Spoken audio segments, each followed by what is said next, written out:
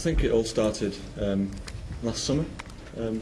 Gillian was a presenter on a series called Future Fantastic, produced by the BBC, and quite fortunately we were lucky enough to put the title music forward.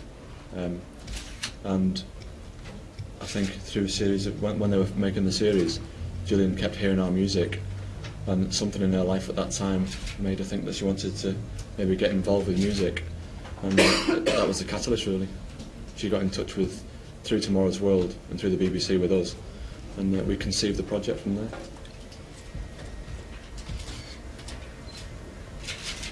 I had They were very shy.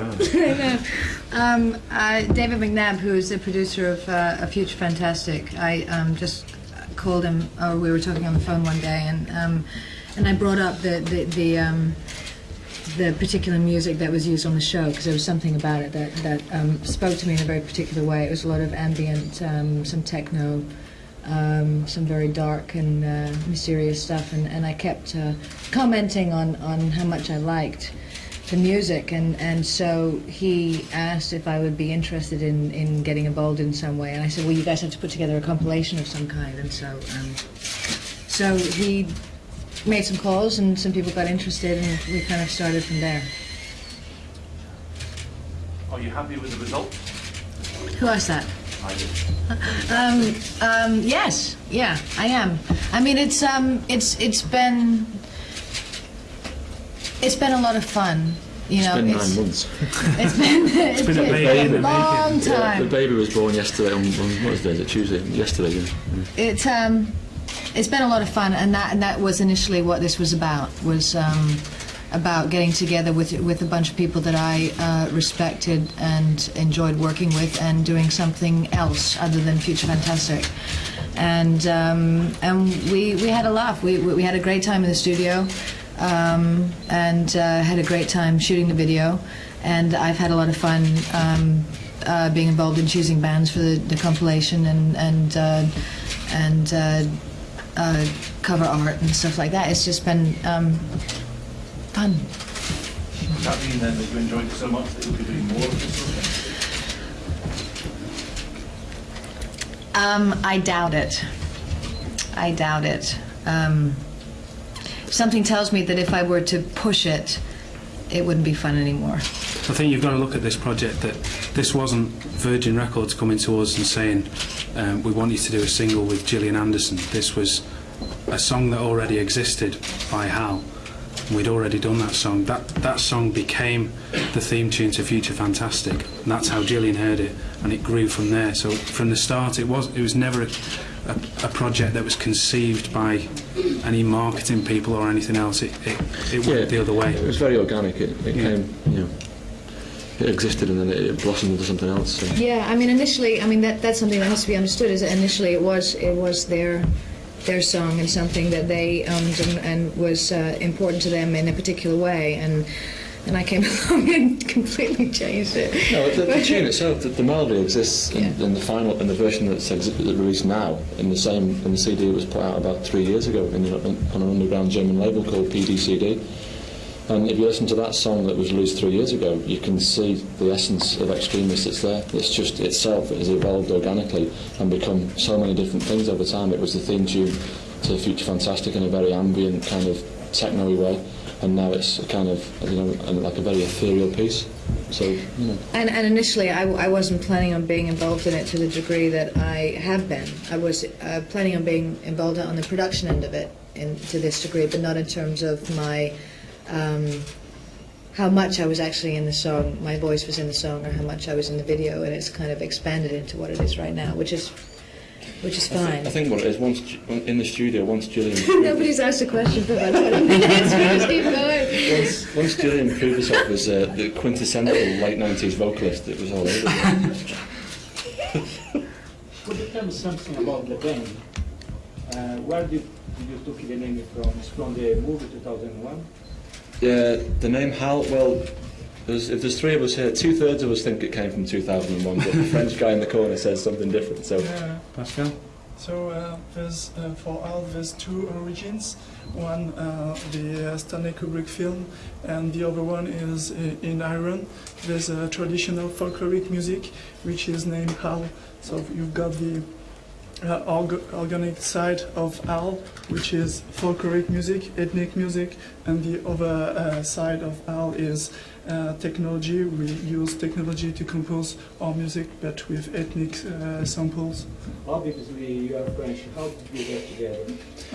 Via the internet.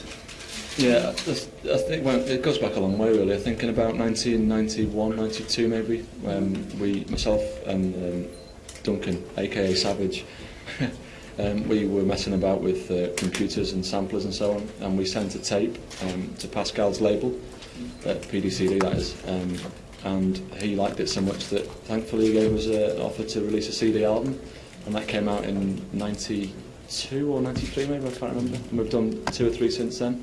And then as we got to know Pascal better and to understand his... Sorry? No, just a silly question for him. Today is 13, right? Do you believe in spook things? Do I believe in what? Spook things. Because it's the Spook 13th things. today. Yeah, but it's not Friday the 13th, is it? Yeah. Next question. What are your influences, Gillian? What are my influences? Yeah. In what music. way? Music. In music? I mean, what kind? I mean, oh God. Yeah.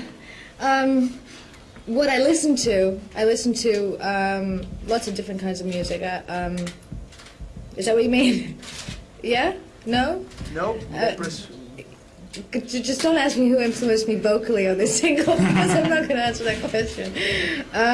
I listen to, lately I've been listening to Cake and the Frames, the American version of the Frames.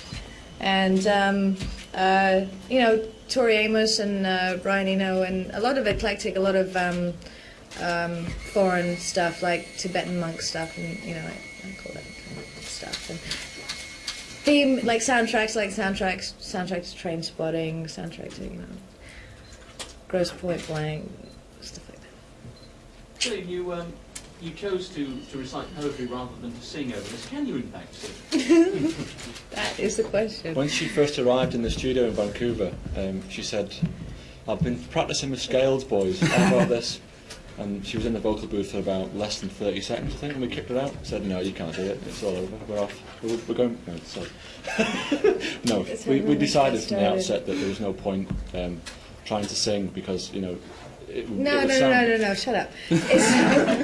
I can't sing. No, it's not that I can't sing. I can sing. It's just that I wouldn't even think. it's just not what I. It's not what I can do. No. I do, but I can't do it. So the mood of the piece lends itself better to the spoken word anyway. So There was never any intention for Gillian to sing on exactly. it. Initially, I said I'm not going to sing. yeah, I'll speak something if you want me to be involved. Right from the start, there was never any intention for Gillian to sing on it because the track started out as an instrumental track. It existed already. And then when Gillian got involved, she offered to put a voiceover on it, not a vocal, and that fits in better with the music anyway. It's Gillian's not put herself up as a singer. And How do you think it's going to do in the charts? who cares? The British charts at the moment are. Do you mean the British charts or generally? Across Europe. Well, I mean the British charts are a farce anyway, so who cares what that does? yeah, we've got Across Europe, if people enjoy it, then we've got so much interest from like Europe. I think obviously because of the popularity of the X-Files, but the feedback we're getting from Germany and Spain and Italy and Greece and places like that is really cool. And Britain, who knows? Anything can make #1 these days, so whatever. We don't expect to make #1, period. But we've been releasing CDs in Germany for the past 5 years, so I mean to release something in Britain which we've never done before. It's interesting you should say that though. If anything can make #1, why don't you expect to make #1? because one simple fact, which is we haven't had Radio 1 playlist play, and that's what makes #1s these days, unfortunately. Which is why I say the British charts are a farce. Radio 1 playlists make #1s, unfortunately. We don't sound like Oasis either, so we've got no chance of getting played in the radio. We're not a Brit-pop band, so we're not going to get a Radio 1 playlist. But we're not asked about that. Who cares? It's, we didn't set out to do a #1 single here. Like I said, the track existed already. it just grew a bit, and it developed. We're not, like I said, we've been going for years doing, 2,000 copies of CDs and not even worrying about whether they sell or not. 3 years later, see if we've got any left in the cupboard. And You stand a better chance now that you've got Gillian on well, of board. course, yeah, we're not stupid, but Yeah, but I it's think not if you important. if you listen to the song itself, it's not compromised in any way. I think one of the reasons Radio 1 wouldn't play it, because they said it was a bit weird. I think that says something about us, that we refuse to compromise and put any kind of wig feel 4x4 cheese in it. The reason it's weird is because it hasn't got a sing-along chorus that they want with so that's their loss. Did you have any music experience before? Any music? No. I think I sang in a choir when I was 5, but that was about it. Did you want to play in a rock and roll bar? No, I'm not really interested in that. I'm very influenced by music in my life, and I listen to a lot of different kinds of music. But and the prospect of choosing soundtracks for films interests me. But that would be the extent of my involvement, I think, in music. Did you ever sing with a band with your punk days? No, I didn't. Contrary to popular belief, no, I didn't. You used to sing in the choir at Coleridge Junior School? Well, I don't. I might have. I remember standing somewhere with a bunch of girls singing off tune, and I can't remember where it was. It may have been a Coleridge. I think a lot of Londoners are quite surprised to know that you grew up in Crouch End. Do you have good memories of that? Some It's people got nothing from to do with Crouch Crouch. End. It's got nothing to do with Crouch End. No. Yeah. I mean, my all to a certain degree, all childhood memories have are magical in some way, and so there's certainly an element of that to my memories of Crouch End and all of that. What's your biggest memory of Crouch End? The clock tower. No, I know. I was there yesterday. My biggest memory of Crouch End. It's obviously not that big, whatever it is. Well, I used to walk to school in the morning. I went to a play school around the corner. I used to walk there in the morning. There was a sweet shop 2 blocks away. That was a very important part of my life. And you've been back since? Yeah, I just went back a couple of days ago. Yesterday, actually, just to check it out and check out the old place where I used to live. And, yeah. It changed? Yes, fortunately for the residents, it's gotten a bit nicer. Yeah. Is this press conference about music? Do you like He's from the Crouch End Reporter. Do I care? I don't, and it's not because of. I mean, I'm saying that only. I don't, because it was all about fun. It was all about getting together and doing something different, and I felt that my reward has already taken place, and that was the experience of being creative in another way. It was a lot of fun creatively for me, the whole process, and that has been fulfilled. And what happens next, I have no control over, and I have no stake in, and I'm happy to see it go where it needs to go. I mean, it's different than other things. It's not mainstream, and it was never meant to be mainstream. And it is what it is. And if people like it, then they do. It's not been playlisted. No. Can I just ask you about the video? How much of a hand did you have in that? It's a great video. It's getting massive play.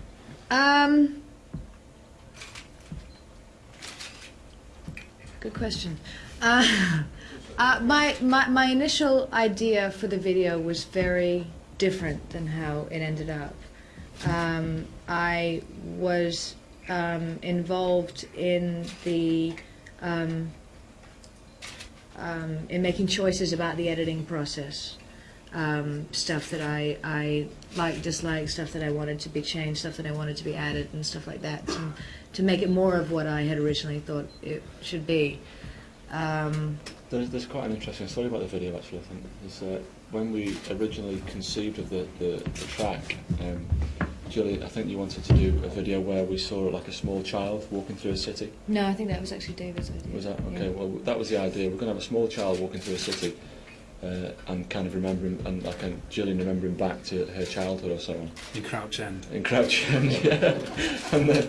And then when we actually started to do the track in Vancouver, Gillian's vocals were so sensual, and there was just such a kind of a really earthy feel.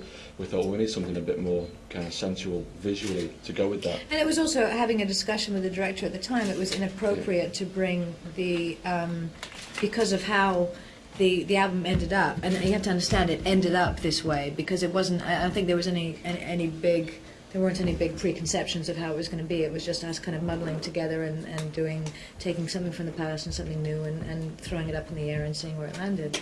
And because of how it ended up, the concept of having a child involved with this, the sensual aspect of the video, it was a bit inappropriate, so we had to change courses. So is it more or less erotic than you wanted it to be? Quite a bit more than I had originally wanted it, expected anything it to be. They're not saying that you're going to be seduced by some kind of robot.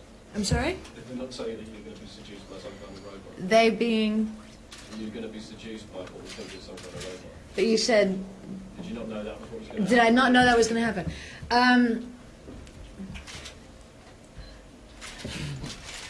My initial discussion, we were talking about voyeurism in some way, and yeah.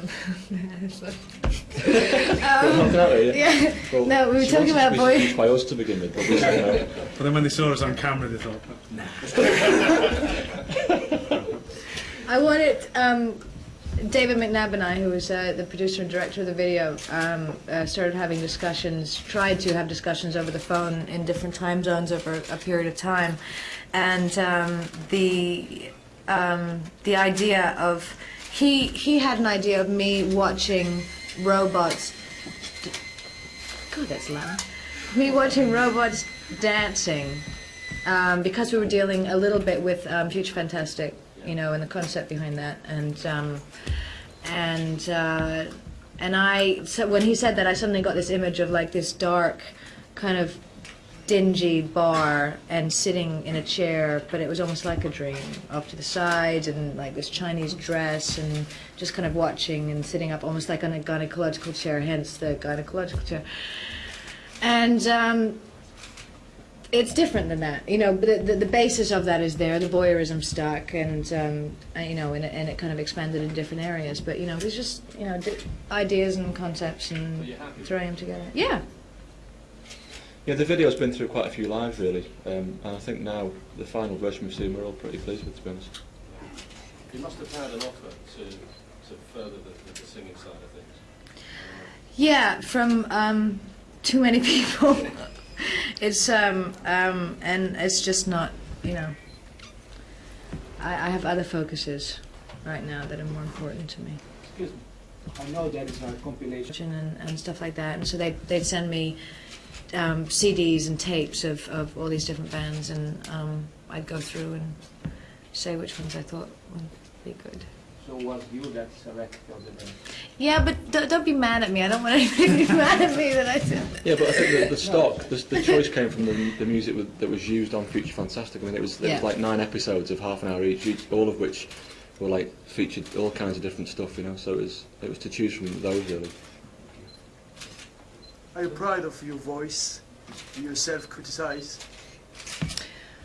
You mean my voice on the single? Yeah.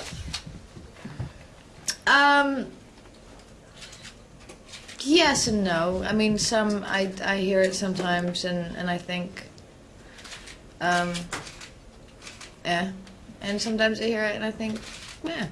It functions. It's cool. It sounds good. You know, acoustically it fits in with the music, so it's great. Well, Julian, which working environment do you prefer, television or Hi. television or music?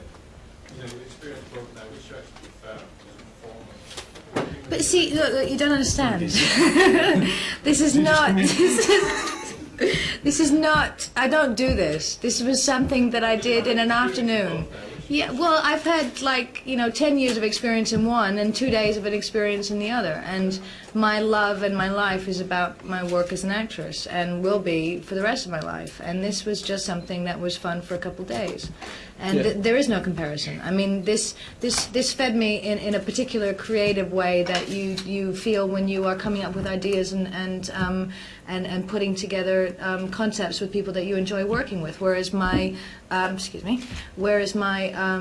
work as an actress is everything. You know, it's my work. Yeah, I mean, It's for what perspective purposes, I mean, logistically, we prepared the music and the words. Went to Vancouver for 5 days, and we spent maybe 2 days in the studio, maybe 3, I can't remember, before Gillian arrived, actually getting stuff down on tape and getting it all mixed and so on. And then Gillian came in and we sat with her for 2 hours or so with the words and worked out where best they would fit and so on. And we spent the rest of the day putting them down to tape, and then the next day we did all the mixing. And then Gillian came in later to go through what we'd done, and that was it really. It was cut to tape, because I mean it is only one song, you know, it's not an album or anything. So. Could I be part of the soundtrack of the next X-Files movie? That's a good question, actually. I was going to ask Gillian that next question. No. I don't think so. No, I think that Chris has already chosen a particular composer for the movie. Are the members of Hell regular X-Files viewers? I wasn't until the project kind of was initiated. You had to figure out who the hell it was. We thought it was Pamela Anderson, to be honest. We were so disappointed when we got there. And I started to watch it then, and I kind of got into it slowly. You know, that was the third series. I've never seen an episode of the X-Files. Well, he hasn't got a television, so. Pascal, have you seen the X-Files? Oh, no. This is great. But I think that's a healthy thing, because we went to Vancouver to record with Gillian, and we weren't, you know, there's people that are absolutely in awe of her, and we weren't. And if she'd have come in and made a complete mess of what she was doing, then we wouldn't have carried on, because, you know, Gillian is one of the lads, and that's how we see it. We're just, you know, it's the four of us here. And yeah, we went through the creative process in the studio together for the whole day, the 2 days or so. I know you lot here see it as Gillian Anderson. Oh, and by the way, there's this little band called Hal at the background, but that's not how it actually started. Do you socialise together when you're between working hours? Do you get on the pub? Yeah, we went. The night that we recorded, we went out to dinner, and then they went out to get drunk, and I went home to bed. But you know, that was it. Can I ask you, how much more life do you think there is in the X-Files show? Because we hear that the rival series, Dark Skies, is not going to make it to a second series. I'm sorry, could you repeat the question? How much more life do you think there is in the X-Files and the television? That's a very good question. I don't know.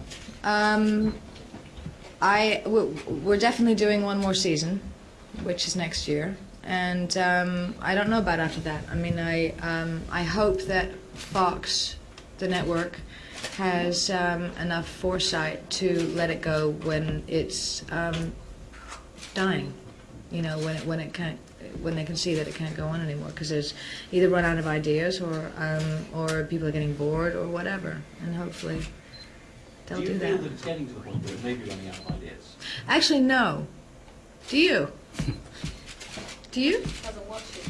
Oh. he's not answering my question. No, you don't answer the question. Your answer to mine, to be honest. Words from a journalist. No, actually, surprisingly enough, I think some of the episodes at the end of the 4th season are some of the best that we've ever had.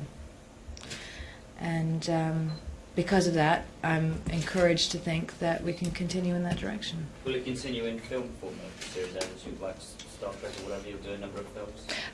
Yeah, but not consecutively. I think it would be something we'd do maybe every 4 years or something. When are you going to shoot the new film? Is that... It looks like it's going to start shooting mid-June. How do you think the transition from TV to big screen is going to be? Because it hasn't always happened painlessly. You mean for the series itself? Yes. I mean that's one of the big questions, and one that will only be proven in the final product and the response to the product. We're hoping. I mean, I think that's something that Chris Carter has been very focused on in how to transfer it from television to film, and the dilemma is not only adhering to the audience that watches it and knows it, but to make a film that speaks to audience members that will only see it as a film, don't watch the series, but without using too much exposition, which can bore everybody. So it's a fine line that he's being asked to draw, and I honestly, if anybody can do it, I think he can. Can you tell me about your involvement with Sharon Stone film? The Sharon Stone film was actually a Peter Chelsom film. Peter Chelsom is the director, and British director. He also directed Funny Bones and Hear My Song, which are two wonderful movies. And it's a small film that Miramax is doing, also with Jenna Rollins and Harry Dean Stanton. And it was based on a children's book called Freak the Mighty. And it's a wonderful story about the relationship between two young boys who are disadvantaged in life and how they relate to each other and to the world because of their relationship. And I play a small role in the film. Is feature film something you'd like to pursue further? Is the picture... Feature film. Feature films, is that something I want to do more of? Yeah, absolutely. Have you got any projects lined up? The X-Files feature at this point. After that, I have been in discussion about a few things. Depending. Howler movie. Howler movie. Would you accept a guest spot on the Spice Girls movie? No, but we would.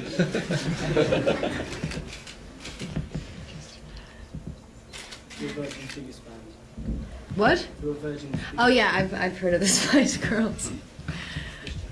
Yeah, no, I have.